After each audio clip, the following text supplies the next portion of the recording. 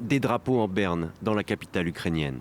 Le pays observe une journée de deuil après une série de bombardements russes qui ont fait au moins 30 morts.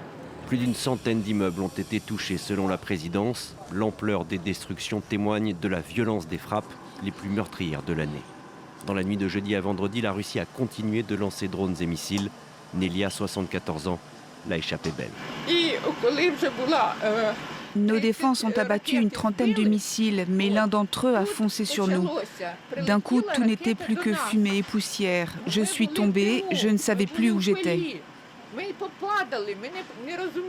Nous reconstruirons tout et ils n'obtiendront rien. Nous nettoierons tout, nous remettrons tout en état.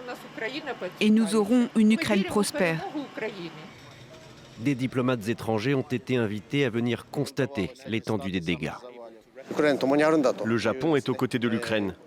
En tant qu'ambassadeur, je suis déterminé à honorer cet engagement. Il faut maintenir la pression sur l'économie russe afin qu'un plus grand nombre de Russes comprennent ce qui se passe. Je pense que davantage de Russes se rendent compte du coût de la guerre. Les sanctions économiques, mais surtout les frappes ukrainiennes sur les raffineries et les dépôts de pétrole russes désorganisent la société russe et poussent certains politiques, comme ce député du parti présidentiel, à contredire le gouvernement qui affirme que les réserves sont suffisantes. Ici, dans le kraï de Transbaïkalie, certaines personnes ont passé jusqu'à 57 heures à faire la queue pour faire le plein.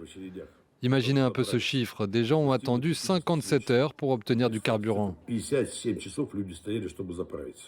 C'est pour se venger de ces frappes sur les infrastructures pétrolières que l'armée russe a intensifié ses bombardements sur l'Ukraine. En réaction, Kiev a promis jeudi de rendre coup pour coup. Les discussions sur une issue diplomatique sont au point mort.